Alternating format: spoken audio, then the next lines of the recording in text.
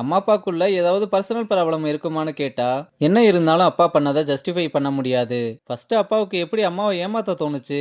அம்மா அவரை எவ்வளவு நம்புறாங்க? எனக்கு இப்ப அவரை சுத்தமா பிடிக்கல. நான் கண்டிப்பா அவரை நல்லா திட்ட போறேன். அப்படிலாம் அவசரப்பட்டு எதுவும் பண்ணாத. இந்த மாதிரி விஷயம் எல்லாம் வெளியே தெரியாத வரைய தான் சீக்கிரட்டா மெயின்டைன் பண்ணுவாங்க. ஒருவேளை வெளியே தெரிஞ்சிருச்சுன்னா பயப்படாம ஓப்பனா பண்ண ஆரம்பிச்சிருவாங்க. ஆமா, இப்பவே ஃபங்க்ஷனுக்கெல்லாம் கூட்டிட்டு போறாரு. நமக்கு தெரிஞ்சதை காட்டிக்கிட்டோம்னா அம்மாவை விட்டுட்டு போனாலும் போயிருவாரு. அப்படி போனா போகட்டும். ஏமாத்துறவர் கூட அம்மா எதுக்கு இருக்கணும்னு சொல்லும்போது, அம்மா உள்ள வந்து இன்னும் தூங்காம என்ன பண்ணிக்கிட்டு இருக்கீங்க? சும்மாதாம்மா பேசிக்கிட்டு இருக்கோம், இப்ப தூங்கிடுவோம். இந்த ஜக்கு ஏன் இப்படி பேசிக்கிட்டு இருக்கான்? அப்பா வேற என்கிட்ட சொல்லி ஃபீல் பண்ணாரு. நீ சாப்பிட்டு டேப்லெட் போட்டியாமா? சாப்பிட்டேன், ஆனா டேப்லெட் போட மறந்துட்டேன்னு சொன்னதும் மீரா டேப்லெட் எடுக்க போறா. நீ உன்னை கவனிச்சுக்கிறது இல்லைன்னு தான் அவன் கோவப்படுறான்னு சொல்றா. அப்புறம் மீராவும் டேப்லெட் எடுத்துட்டு வந்து கொடுக்க அம்மாவும் டேப்லெட்டை வாங்கி போட்டதும் மீரா அப்பாவுக்கும் உனக்கு எதுவும் பிரச்சனையான்னு கேக்குறா. என்னடி இப்படிலாம் கேக்குற? இல்லம்மா, அப்பாவை ஜக்கு வேமா வீட்டுக்கு வர சொன்னான்ல, அதனாலதான் அப்படி கேக்குறா. அப்படியெல்லாம் எதுவும் இல்லடி, அவருக்கு என்னன்னா ரொம்ப பிடிக்கும். நீ அப்படியெல்லாம் எதுவும் யோசிக்காதன்னு சொல்றாங்க. அப்புறம் மறுநாள் ஜெயஸ்ரீயும் பசங்க கிட்ட, பேசாம என் ஃபேமிலில இருக்க இன்வெஸ்டிகேஷன் டீமை வச்சு அந்த லேடியை பத்தி என்கொயரி பண்ண சொல்றேன். அதெல்லாம் அப்புறம் பாத்துக்கலாம், நாளைக்கு உன்னை பொண்ணு பார்க்க வர்றாங்க. இருக்கிற பிரச்சனையில இது வேற. அம்மா கிட்ட சொல்லி அவங்கள வர வேணாம்னு சொல்ல போறேன். போய் சொல்லு போ. எங்க அப்பாவோட செட்டப்ப போய் கண்டுபிடிக்க போறேன்னு சொல்லு போ. ஏன்டா கத்திக்கிட்டு இருக்க? அம்மாவுக்கு கேட்டுற போது. இப்ப நோ சொன்னா அம்மா தான் கஷ்டப்படுவாங்க. அவங்க வந்துட்டு போட்டோம், அப்புறம் பாத்துக்கலாம். அப்ப மீராவும் ஒருவேளை அப்பா இல்லாம அப்பா மாதிரியே இருக்கிற ஒருத்தர அப்பான்னு நினைச்சிருக்கலாம்ல. நீ தப்பா நினைச்சிருக்கலாம்ல. நான் சரியா தான் இருக்கேன், அவர் தான் தப்பா இருக்காரு. டே, அவளுக்கு அது அப்பாவா இருக்க கூடாதுன்னு நினைக்கிறா.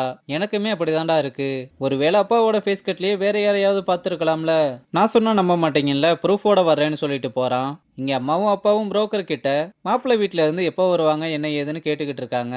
அப்ப ஜக்கு வந்து வெளியே போயிட்டு வந்துடுறேன்னு சொல்ல, டேய் ஜெய்சுவ இன்னைக்கு பொண்ணு பார்க்க வர்றாங்கன்னு தெரியும்ல, அதுக்குள்ள வந்துருவேமா. சரி வாடா சாப்பிட்டு போலாம்னு கூப்பிட்டா, அது ஒண்ணுதான் குறை, கொஞ்சம் வேலை இருக்கு போயிட்டு வரேன்னு சொல்லிட்டு கிளம்புறான். அவருக்கு மட்டும்தான் வேலை இருக்கா? நம்ம மட்டும் என்ன வெட்டியா உட்காந்துருக்கோமான்னு அப்பாவும் கோபமா கிளம்புறாரு. அப்புறம் ஜக்குவோட ஃப்ரெண்டு தான் ஈவெண்ட்ல போட்டோகிராஃபரா இருந்திருப்பான் போல. அவனோட கடைக்கு பார்க்க வந்து, நேத்து ரிசப்ஷன்ல போட்டோ எடுத்தல, அதெல்லாம் பார்க்கணும்னு சொன்னா. டேய், அந்த பொண்ணை பார்க்க தானே கேட்குற, என்ன லவ்ஸ் ஓடிக்கிட்டு இருக்கா? அதெல்லாம் ஒன்றும் இல்லை, ஃபோட்டோவை காட்டு. சரி நம்பிட்டேன், நீயே வந்து பார்த்துக்கோன்னு சொல்கிறான். அவனும் வந்து ஃபோட்டோஸ் எல்லாம் பார்த்து அப்பாவும் கிரிஜாவும் இருக்க ஃபோட்டோஸை ஃபோனில் காப்பி பண்ணிக்கிறான். அப்புறம் கிரிஜாவோட அப்பார்ட்மெண்ட்டுக்கு வந்து பார்த்துக்கிட்டு இருக்க செக்யூரிட்டி வந்து, நீ யாரு, என்ன பண்ணிக்கிட்டு இருக்கேன்னு கேட்குறாரு. நான் இங்கே ஒருத்தவங்களை பார்க்க வந்திருக்கேன்னு ஃபர்ஸ்ட் அப்பாவோட ஃபோட்டோ எடுத்து காமிக்கிறான். இவர் நைட்டில் மட்டும்தான் வருவாரு. சரி இப்போ இவங்க இருப்பாங்களேன்னு கிரிஜாவோட ஃபோட்டோவை காமிக்க, இவங்க கிரிஜா மேடம் இப்பதான் வெளியே போனாங்க. அப்ப வீட்டில் யாரும் இருக்க மாட்டாங்களா? வீட்டில் அவங்க பொண்ணு இருக்கும், அதுவும் இப்ப வெளியே போயிருக்குமே.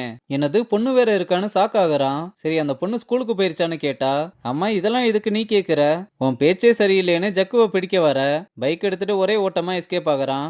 அப்புறம் அந்த போட்டோஸ் எல்லாம் வீட்டுல வந்து காமிக்க, இதுக்கப்புறம் டவுட்டே இல்ல, கண்டிப்பா அப்பா அம்மாவுக்கு துரோகம் தான் பண்றாரு. ரீசெண்டா தான் இப்படி நடந்துகிட்டு இருக்குமா? என்னது கொஞ்ச நாளாவா அவங்களுக்கு ஒரு பொண்ணு இருக்கு? என்னது பொண்ணா? அப்ப நான் கடைக்குட்டி கிடையாதான்னு மீரா கேட்கும் போது, அம்மா அங்க வந்து ஜக்கு கிட்ட பஞ்சாபி ஸ்வீட்ஸ்ல ஸ்வீட் ஆர்டர் பண்ணியிருக்கேன், வாங்கிட்டு வான்னு சொல்லி அனுப்புறாங்க. ஜெயஸ்ரீ கிட்டையும் அப்பா என்ன பார்க்க வந்தப்போ நான் கட்டியிருந்த புடவையை உனக்காக எடுத்து வச்சிருக்கேன், ரொம்ப ராசியான புடவை, அதையே கட்டிக்கோன்னு சொல்றாங்க. அப்புறம் புரோக்கர் மாப்பிள்ளை வீட்டுக்காரங்களை கூட்டிட்டு வர அப்பா அம்மா எல்லாரும் வந்து வரவேற்கிறாங்க. அம்மாவும் அக்காவை கூட்டிட்டு வாடான்னு ஜக்கு கிட்ட சொல்ல, அவனும் ரூமுக்கு வந்து அக்காவை அம்மா கூட்டிட்டு வர சொன்னாங்கன்னு சொல்லிட்டு, மாப்பிள்ளை நல்லாதான் இருக்காருன்னு சொன்னா, எப்படியும் பிடிக்கலன்னு தான் சொல்ல போறேன், நீ ஏன் அப்படி சொல்ற, ஒருவேளை உனக்கு பிடிக்கலாம்லன்னு சொல்றா. அப்புறம் அவளுக்கு மேக்கப் எல்லாம் முடிச்சுட்டு கீழே கூட்டிட்டு வர அப்பா மாப்பிள்ளை வீட்டுல இருக்கவங்களுக்கு பசங்களை அறிமுகப்படுத்தி வைக்கிறாரு. அப்ப மாப்பிள்ளையும் நான் ஜெயஸ்ரீ கிட்ட கொஞ்சம் பேசணும்னு சொல்றாரு. அப்புறம் தனியா வந்ததுமே, நீங்க மனோஜோட கேர்ள் ஃப்ரெண்ட் தானே? நான் 2 வருஷம் பெங்களூர்ல ஒர்க் பண்ணேன், நம்மளாம் ஒரு பார்ட்டியில மீட் பண்ணியிருக்கோம். மனோஜோட லிவின்ல இருந்தீங்கல்ல, எப்படி ஒருத்தனை லவ் பண்ணிக்கிட்டு இருக்கும்போது அரேஞ்ச் மேரேஜ் ஒத்துக்கிறீங்க? என்ன அவனை ஏமாத்துறீங்களா? அவர் தாங்க என்னை ஏமாத்தி இன்னொரு பொண்ணை கல்யாணம் பண்ணிக்கிட்டாரு. நீங்க அவனோட ரிலேஷன்ஷிப்ல இல்லாம இருக்கலாம், ஆனா அதுக்காக இன்னொரு பையன் கூட லிவின்ல இருந்தவங்களை கல்யாணம் பண்ற அளவுக்கு எனக்கு பெருந்தன்மை கிடையாது. இத சொல்லிட்டு போக தான் வந்தேன்னு கிளம்ப, கீழே வந்ததுமே பொண்ணு பிடிச்சிருக்கான்னு கேட்டா, ஜெயஸ்ரீ எனக்கு மேரேஜ் பண்ணிக்க விருப்பம் இல்ல. ஏன் தம்பி என்னாச்சு, ரீசன் என்னன்னு உங்க பொண்ணையே கேளுங்க. நீங்க தானே பிடிக்கலன்னு சொல்றீங்க, நீங்க தான் ரீசன் சொல்லணும். இந்த மாதிரி ஒரு பொண்ணை என்னால கல்யாணம் பண்ணிக்க முடியாதுன்னு சொல்ல, அம்மாவுக்கு அப்பாவுக்கு என்ன நடக்குதுன்னே தெரியாம சாக்குல நிக்கிறதோட இந்த எபிசோட முடிச்சிருக்காங்க.